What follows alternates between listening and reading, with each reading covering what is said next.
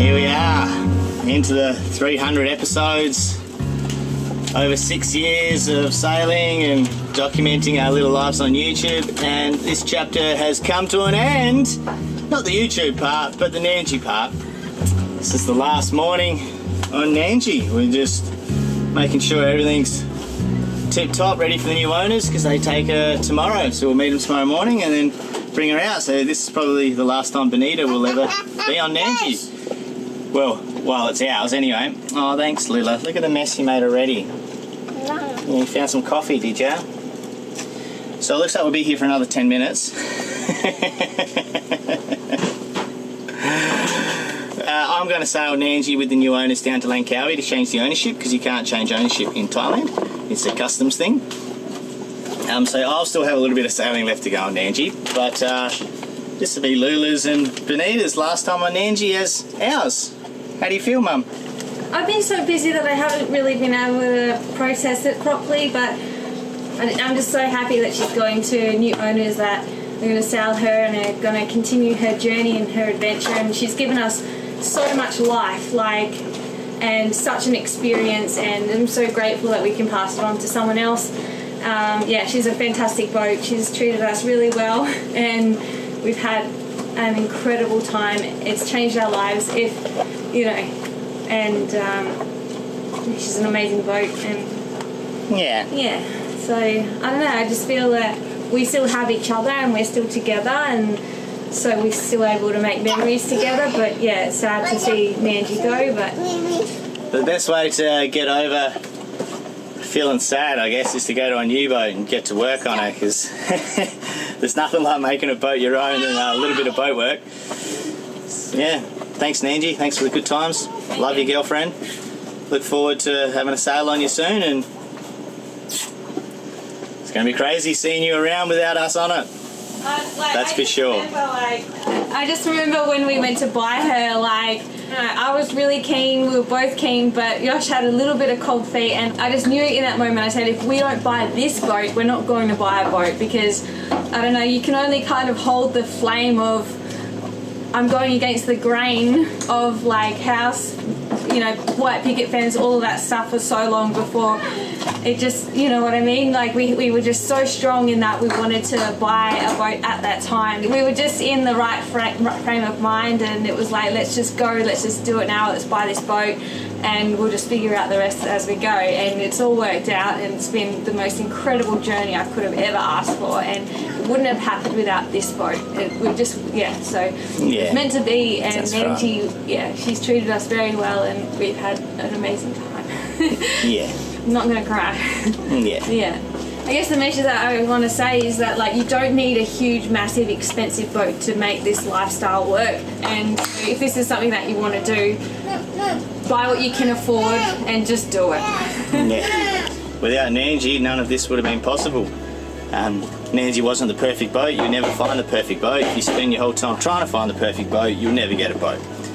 So I guess that's the reason why we bought a new Tiana so quickly as well, was just, it's not perfect, but we'll make it perfect, and it's going to get us around, and it's got great foundations for something for the future to build upon. And that's what Nanji gave us, and so that's what our next boat's going to give us too. Alright, Nanji, love your girlfriend. You've been amazing. And I look forward to having sundowners on you when you're not mine. Say goodbye to Nanji. Bye-bye, Nanji. Bye-bye. Amazing. Bye-bye. Say bye-bye, Lila.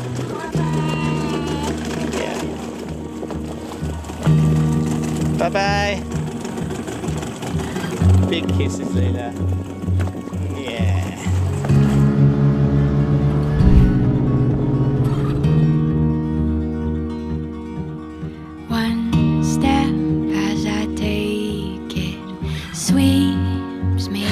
One thing about boat work with a bigger boat is that I really need to realise that we're on a time schedule, and I'm only one man, so I can't be doing everything, and I really need to delegate jobs this time around. And simple things like sanding this massive butt before we go into the water and doing the anti-foul on it is just something that's a lot of time, a lot of effort, and something that someone else can do. So today we've just been frantically juggling everything and juggling multiple jobs, as you do in the boatyard. But today I need to do a bit of organising because tomorrow we've got other tradesmen that are going to start work here. So they're going to start sanding the bottom. Same guy's going to buff the top sides and stuff. But first, just to get him working, we're going to get him sanding on the bottom, which means that all this sort of crap that we've arranged around the place needs to be organised. And we need to put it somewhere that's not underneath the boat, and so we need to sort of set up a bit of a workshop. So we're sort of going to just set everything up today. And Benita has gone and got a little greenhouse. So it'll be the perfect little thing that we can use to store all our stuff and get it out from underneath the boat so these guys can start sanding and squirting water everywhere. So before we do anything, I've got to do that. Where's my shoes?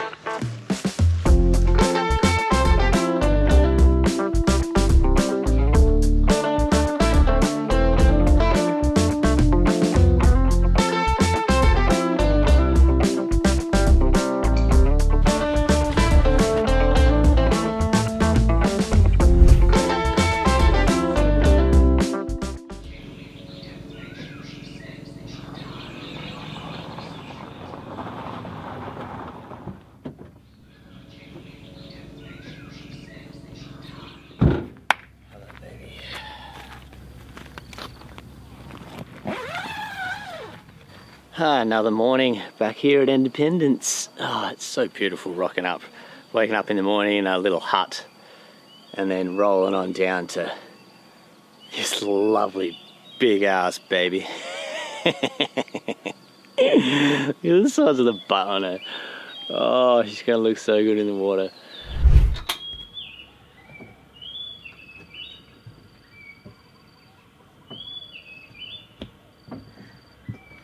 I cannot wait to be in the water, sailing, kicking back here. Oh, he's so big, man. This boat is so big. Oh, what a view.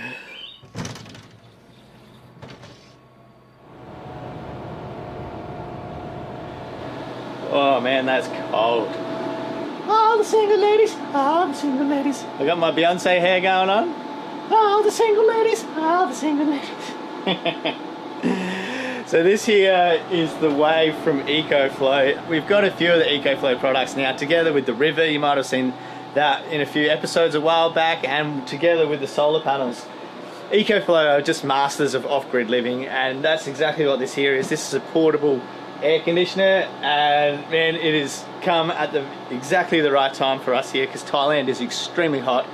And being downstairs here, this boat does have 2 marine air cons, except those air cons only work when Nandji 2.0 is in the water because they're cooled from the ocean. So on the hard stand here we don't have any aircon, but with this new EcoFlow wave that we've got here, it's cooling down this whole saloon, and downstairs in here is really cold. Kind of need to turn it off because I had it on all night and it's freezing down here now. A great feature about all the EcoFlow products is that you can monitor each device's settings within the same app. So just nominate your device, for example, with the wave. You can control the fan speed and the temperature that it's set. You can even put the device on a timer so it can turn off at a certain period of time. As with the River, as the River is a portable power station, you can monitor when it's plugged in with the solar, so you can see the solar coming in, the output that you're putting out, and the state of charge of the battery as you're charging your devices. You can monitor all of this within the one app, which I think is just a great thing by EcoFlow, how all of their things can communicate with each other. And if you really start stepping it up by putting external batteries in and adding extra batteries to these devices, once again, it can all be monitored from the same app, which is pretty cool. Currently EcoFlow have a Valentine's sale going on, so if you want to pick yourself up a pretty good deal on any of the devices that you see here, either the EcoFlow Wave or the River or the portable solar panels, head on over to the link in the top of the description. Find yourself an absolute bargain. If you are looking to head off grid, if you live mobile, if you live in your van, caravan, RV, sailboat, I can't recommend EcoFlow products enough because they make your life a lot easier. All right, now that it's nice and cool down here, best I get about to work, eh? What do we got going on at the back here today?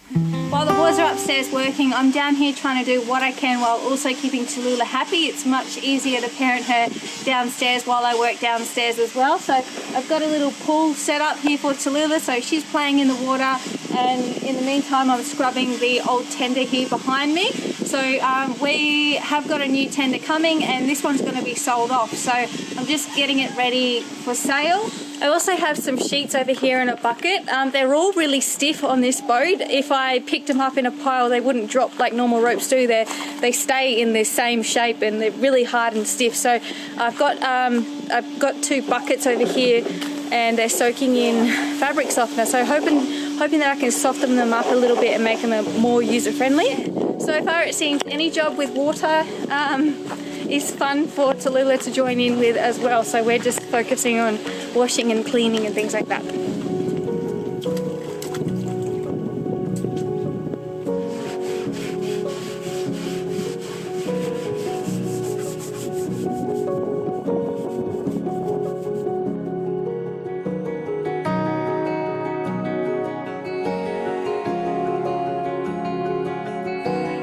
Well, mission success with the tank. Glad we picked it up and had a look. We put a couple of patches on the bottom of it, and then we've just primed up all the hull, all the wood, all around the sides, like just to really fully mask the smell. I'll be able to stick a roller down the sides so I can put a bit more epoxy top paint, which is what we put all through the bilge and all around the inside here anyway. That'll just get rid of any of that rot smell, but there's no rot or nothing under the tank. Tank's sweet, holds water.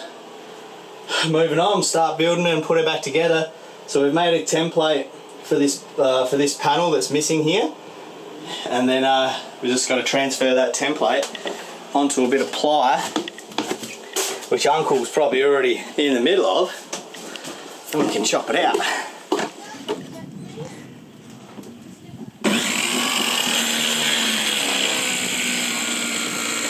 Alright, second time for the win. Like a glove. See? Nice. Maybe need to knock that corner off. See how it's sitting on the back, but sick, win. Alright.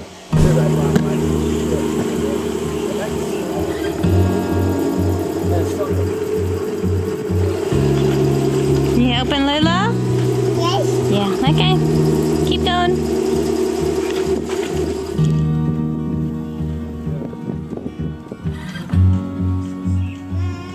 As we're building back into this frame, I took a few little bits off, like these little sorts of things that were screwed into areas to help position and hold the tank in place. Yeah, I need to remember where the bits go. I did label a few, like port, but it doesn't really say exactly where it came from. Yesterday afternoon, I glued in the piece of the wall here. So this was the old rotten bit that's since been all dug out. So that's all nice and glued in with epoxy glue. I didn't want to use any screws, because if you use a screw, that's potentially where the water leak is going to be. So that's all fiberglassed up on the outside. I'll have to tab it all in, but there is a couple of little bits here that need to be made. So I'll cut them up today and glue them in.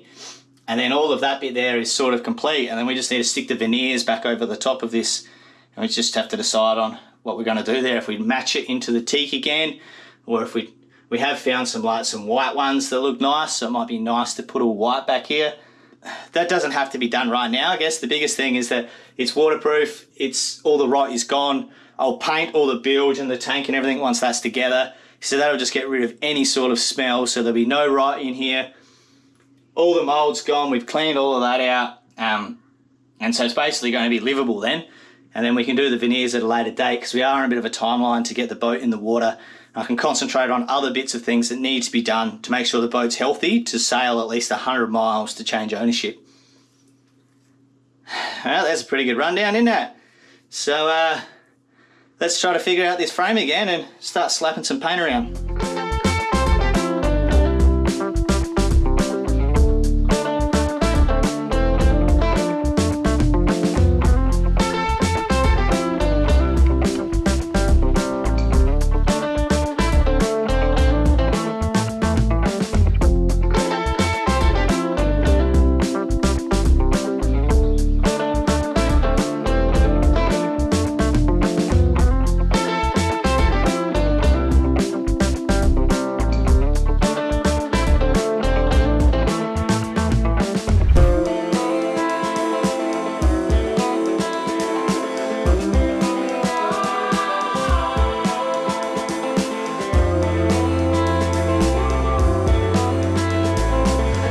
is a task that I've been dreading for a little while. But I put all those bits of wood in a couple of days ago now. But to really finish off this project, you have to glass up the inside here and tab over those edges, put some glass in over the hot water shelf, and just a bit of back glassing in here just to really make it solid and waterproof. And to do that, you have to do some grinding. So there's nothing like jumping in the old sperm suit. Oh, I've missed you. Oh, I've missed you so much. And go ham with the grinder. Just turn into a sperm and swim on down the hole, mate. Down you go. Spermy, spermy, sperm.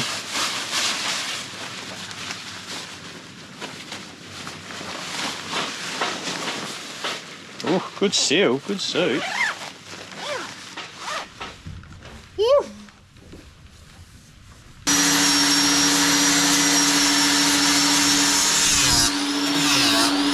Yeah.